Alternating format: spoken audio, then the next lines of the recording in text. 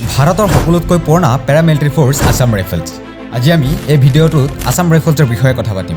মন কৰিবলগীয়া কথা যে আমাৰ অসমৰ লগতে ভাৰতৰ কিছু সংখ্যক মানুহে আছাম ৰাইফলছক অসমৰ পুলিচ তথা অসম চৰকাৰৰ গৃহ বিভাগৰ এটা বিভাগ বুলি ভাবে। আছাম ৰাইফলছ প্ৰকৃততে অসমৰ হয়নে? এই বিভাগটো কোনে নিয়ন্ত্ৰণ কৰে?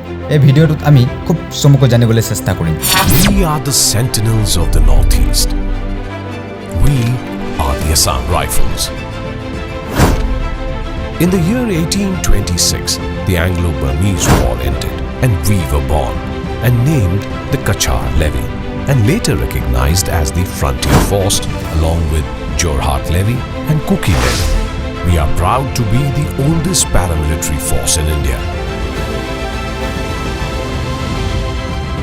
আছাম ৰাইফলছ হৈছে ভাৰতৰ আটাইতকৈ পুৰণি অৰ্ধসামৰিক বাহিনী। 1835 চনত ব্ৰিটিছ শাসনকালত বৰ্তমানৰ আছাম ৰাইফলছক কাছাৰ লেভি নামেৰে প্ৰতিষ্ঠা কৰা হৈছিল। কিন্তু ইয়াৰ মাজতে আছাম ৰাইফলছৰ নাম কেইবাবাৰ সলনি কৰি দিয়া হৈছিল। চন 1883 কাছাৰ লেভিৰ পৰা আছাম ফ্ৰণ্টিয়াৰ পুলিচলৈ নাম সলনি কৰি দিয়া হৈছিল। আকৌ 1891 চনত আছাম ফ্ৰণ্টিয়াৰ পুলিচক আছাম মিলিটাৰী পুলিচলৈ নাম সলনি কৰা হৈছিল। আকৌ 1913 চনত আছাম মিলিটাৰী পুলিচক East Bengal and Assam military পুলিচলৈ নাম সলনি কৰি দিয়া হৈছিল। আৰু অৱশেষত 1917 চনত East Bengal and Assam military পুলিচক আছাম ৰাইফলছলৈ নাম সলনি কৰি দিয়া হৈছিল। আৰু সেই সময়ৰ পৰা আজিলৈকে আছাম ৰাইফলছ হিচাপে জনা যায়। আছাম ৰাইফলছক প্ৰায় উত্তৰ পূৰ্বাঞ্চলৰ চেণ্টিনেল আৰু পাহাৰীয়া লোকৰ বন্ধু বুলি অভিহিত কৰা হয়।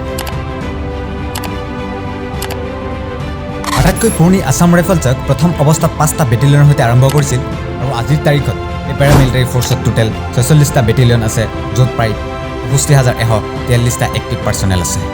উত্তৰ পূব ভাৰতত শান্তি ৰক্ষাৰ ভূমিকা পালন কৰাৰ উপৰিও 1962 চনত চীন আৰু ভাৰতৰ যুদ্ধৰ সময়ত যুঁজাৰু ভূমিকাৰ পৰা 1987 চনত শ্ৰীলংকাত ভাৰতীয় শান্তিৰক্ষা বাহিনীৰ অংশ হোৱালৈকে এই বাহিনীটো স্বাধীনতাৰ পিছত বিকশিত হৈছে। ইয়াৰ সমগ্ৰ ইতিহাসত আছাম ৰাইফলছে ইউৰোপ আৰু মধ্যপ্ৰাচ্যত প্ৰথম বিশ্বযুদ্ধ আৰু দ্বিতীয় বিশ্বযুদ্ধকে ধৰি বিভিন্ন সংঘৰ্ষত সেৱা আগবঢ়াই আহিছে। তিব্বতৰ চীনা সংযুক্তিৰ পিছত আছাম ৰাইফলছক তিব্বত সীমান্তৰ অসমৰ অংশটো পৰিচালনা কৰাৰ দায়িত্ব দিয়া হৈছিল। প্ৰথম বিশ্বযুদ্ধৰ সময়ত ভাৰতীয় সেনাৰ গোৰ্খা ৰেজিমেণ্ট বাহিনীৰ 3000ৰো অধিক লোক প্ৰদান কৰা হৈছিল আৰু যুদ্ধৰ সময়ত 7টা ইণ্ডিয়ান অৰ্ডাৰ অফ মেৰিট বঁটা আৰু 5টা ভাৰতীয় বিশিষ্ট সেৱা পদকসহ 76টা বীৰত্ব বঁটা অৰ্জন কৰিছিল।